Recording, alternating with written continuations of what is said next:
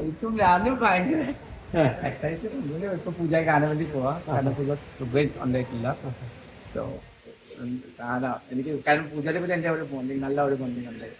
കാരണം എനിക്ക് പുറത്തൊക്കെ കാണാൻ പോലെ ഉണ്ടായിട്ടില്ല ഉള്ളിലേക്ക്. പൂജ പോയിട്ട് പൂജക്ക് മനസ്സിലായി പുറത്തൊക്കെ ആളില്ലല്ലോ ഇതാ പറഞ്ഞിട്ട് പൂജ ഭയങ്കര ക്ലോസായി. പൂജ ശരിക്കും ഒരു ഫൈനൽ 5 ഒക്കെ എത്തേണ്ട ഒരു കണ്ടസ്റ്റന്റ് ആയിരുന്നില്ലേ? ഉള്ളിലേക്ക് പാർട്ടിസിപ്പന്റ് അങ്ങനെ പറഞ്ഞേ. ജാൻമണി ചേച്ചി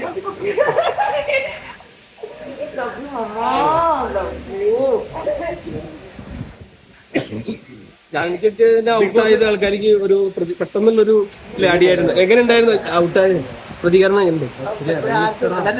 thank you so much for loving me like this. എനിക്ക് ഞാൻ ഭയങ്കര ഹാപ്പിയാണ്. ഞാൻ വന്ന ദിവസം ഓടി പൂജ വഴച്ച്. അല്ല, ഈ ബിഗ് ബോസിനകത്തുള്ള ഈ പ്രണയങ്ങളൊക്കെ ഉണ്ടല്ലോ, ജാസ്മിനും ഗബ്രിയായിട്ടുള്ള, അതിനൊക്കെ എങ്ങനെയാണ് നോക്കി കാണുന്നത്? ശരിക്കും റിയലാണോ? അത് നിങ്ങൾ നമ്മളുടെ കൂടുതൽ നോക്കിയിരിക്കുന്നേ. അല്ല, എങ്ങനെയുണ്ട്? നിങ്ങൾ നേരിട്ട് കണ്ട ആൾക്കാരാണ് ഞങ്ങളെക്കാട്ടിയും കൂടുതൽ. അത് നമുക്ക് അറിയാൻ പറ്റില്ല ഉള്ളിലേക്ക് അത്ര. കാരണം അത് ക്യാമറയിൽ നിങ്ങൾ എങ്ങനെ നിങ്ങളെ നോക്കുന്നുണ്ട്. ബിഗ് ബോസിനെ ഇപ്പൊ കാണാറുണ്ടോ? എനിക്ക് വിഷമം കാണാറുണ്ട്. കാണാറുണ്ട്. പക്ഷെ വീഡിയോ എന്റെ അറ്റാച്ച്മെന്റ് ആയിപ്പോയി.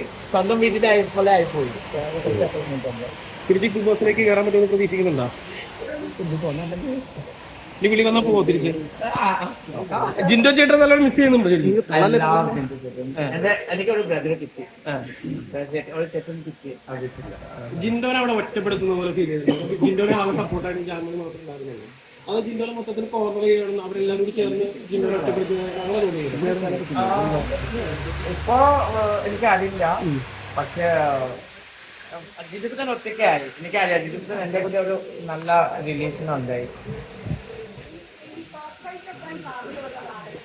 അത് ഞാൻ ഇപ്പൊ പറയാൻ പറ്റില്ല. കാരണം നമുക്കിപ്പോ ഇന്റർവ്യൂസ് കൊടുക്കുന്ന ഒരു റെഗുലേഷൻ ഉണ്ടോ? ഈ ജാൻമണി ഔട്ടായതിനെ പറ്റി എന്താണ് ജാൻമണി പറയാനുള്ളത്? കാരണം അത് ശരിക്കും അല്ല, അങ്ങനെയല്ല ഞാൻ പറഞ്ഞത്. ജാൻമണിയെ കാട്ടി